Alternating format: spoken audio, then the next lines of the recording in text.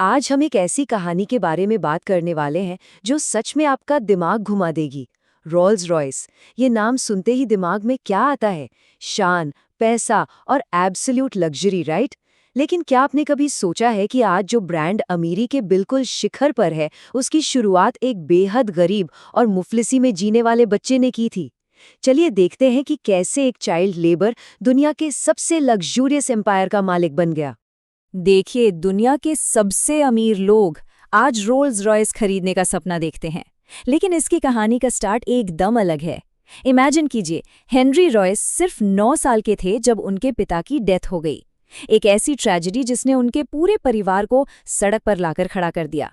उनकी माँ को मजबूरी में दूसरों के घर जाकर काम करना पड़ा और छोटे से रॉयस को अखबार बांटने जैसी छोटी मोटी मजदूरी करनी पड़ी, सिर्फ सर्वाइव करने के लिए।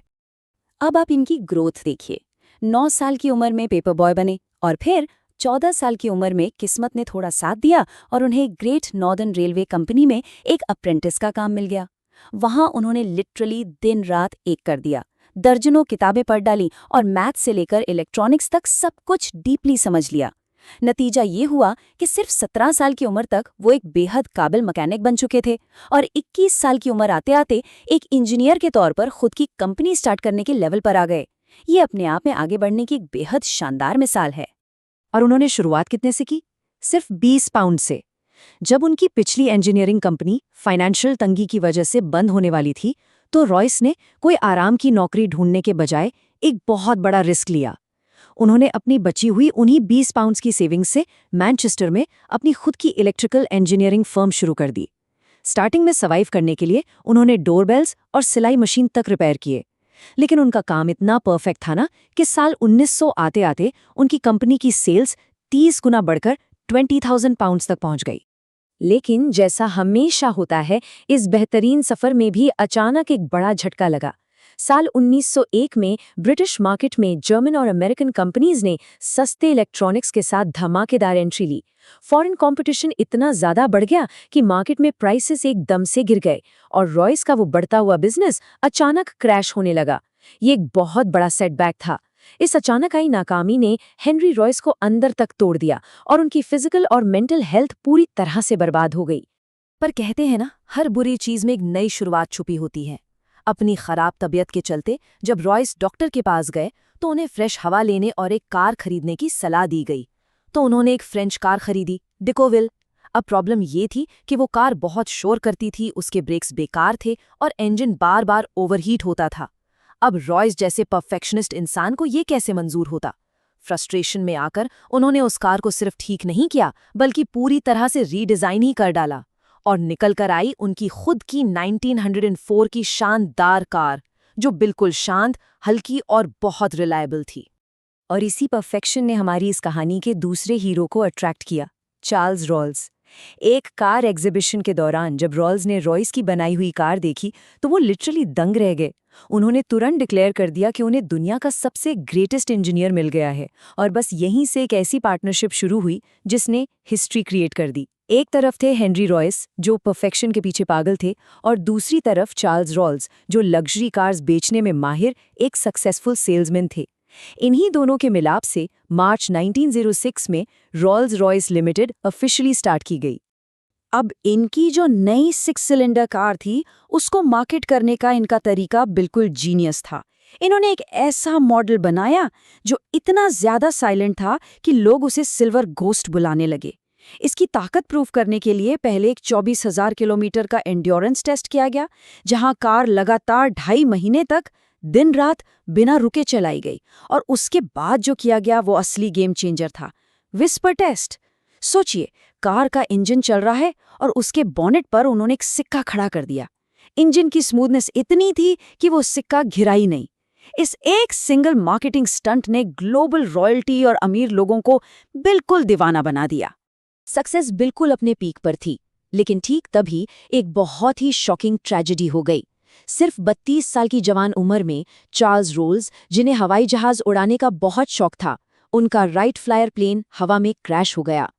इस दर्दनाक हादसे में उनकी जान चली गई और सबसे दुर्भाग्य की बात यह है कि वो ब्रिटेन के पहले ऐसे इंसान बन गए जिनकी किसी हवाई दुर्घटना में मौत हुई। इस सदमे ने कंपनी की नींव को पूरी तरह हिलाकर रख दिया। और अगले ही साल एक और गहरा झटका लगा। हेनरी रॉयस की तबीयत अचानक और ज्यादा खराब हो गई। डॉक्टर्स ने बताया कि उन्हें बाउल कैंसर है। एक बड़ी सर्जरी होने के बाद डॉक्टर्स ने साफ साफ कह दिया कि उनके पास जिंदा रहने के लिए अब सिर्फ 3 महीने बचे हैं। लेकिन उनका जुनून देखिए, मौत सामने खड़ी थी, फिर भी वो अपने सिक बेड पर लेटे लेटे कार के इंजन की ड्राइंग्स बनाते रहे और उसमें लगातार बेहतरी करते रहे। ये होती है असली डेडिकेशन। और फिर जैसे कोई चमत्कार ही हो गया। 3 महीने बाद उनकी मौत होने के बजाय उन्होंने लगभग पूरी रिकवरी हासिल कर ली। अपनी इस नई एनर्जी के साथ उन्होंने कार में और भी जबरदस्त सुधार किए। उसी वक्त कंपनी ने देखा कि लोग अपनी कार्स के आगे अजीबोगरीब हुड ऑर्नामेंट्स लगा रहे थे, जिससे ब्रांड की लग्जूरियस इमेज खराब हो रही थी। तो इसको रोकने के लिए उन्होंने अपना खुद का एक आइकॉनिक मैस्कॉट इंट्रोड्यूस किया, स्पिरिट ऑफ एक्सटेसी। ये हवा के खिलाफ आगे की तरफ झुकी हुई एक महिला का फिगर है, जो ग्रेस, आज़ादी और एंडलेस खुशी का प्रतीक है। और आज भी ये अल्टीमेट स्टेटस सिंबल है। पर चुनौतियां अभी कहाँ खत्म होने वाली थी। साल 1914 पहला विश्व युद्ध शुरू हो गया। युद्ध आते ही पूरी लग्जरी इकोनॉमी लिटरली तबाह हो गई। ऐसे माहौल में लग्जरी कार्स खरीदने के बारे में कौन ही सोचेगा। सेल्स पूरी तरह क्रैश हो गई। कंपनी की हालत इतनी खराब हो गई कि मजबूरी में उन्हें अपने एम्प्लॉयज को काम से निकालना पड़ा। एक पल को तो लगा कि अब रोल्स रॉयस शायद ही सर्वाइव कर पाएगी। लेकिन यहीं पर उनकी कमाल की सर्वाइवल स्ट्रैटेजी काम आई। उन्होंने हार बिल्कुल नहीं मानी। उन्होंने क्या किया कि अपनी सबसे लाजवाब कार सिल्वर गोस्ट को सीधा मिलिट्री के लिए मॉडिफाई कर दिया। उन लग्जरी कार्स को आर्मर्ड कार्स में बदल दिया गया, जिन पर मोटा 8 mm का आर्मर और मशीन गन्स लगी थीं और जिन्होंने रेगिस्तानी इलाकों में जबरदस्त परफॉर्म किया। और सबसे कमाल की बात, सिल्वर गोस्ट के बेहद स्मूथ इंजन का इस्तेमाल उन्हें वॉर एम्बुलेंसेस बनाने के लिए किया गया। रात के अंधेरे में बिना किसी झटके के चलने वाली इन एम्बुलेंसेस ने हजारों घायल सैनिकों की जानें बचाईं। एक लग्जरी कार सच में वॉर हीरो बन गई। और हाँ, रॉयस का वो जो परफेक्शनिज्म था ना, वो सिर्फ सड़कों तक नहीं रुका, वो आसमान तक पहुंच गया।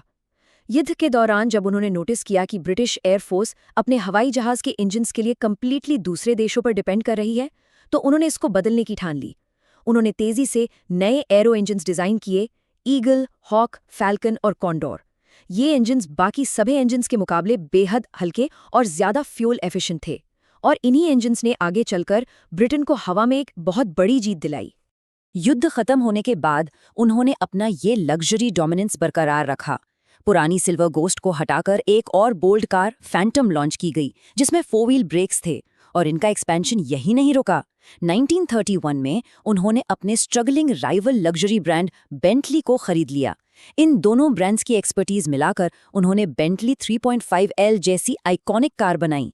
हालांकि इस नई कार का प्रोडक्शन शुरू होने से ठीक पहले ही 1933 में 70 साल की उम्र में हेनरी रॉयस इस दुनिया से चल बसे।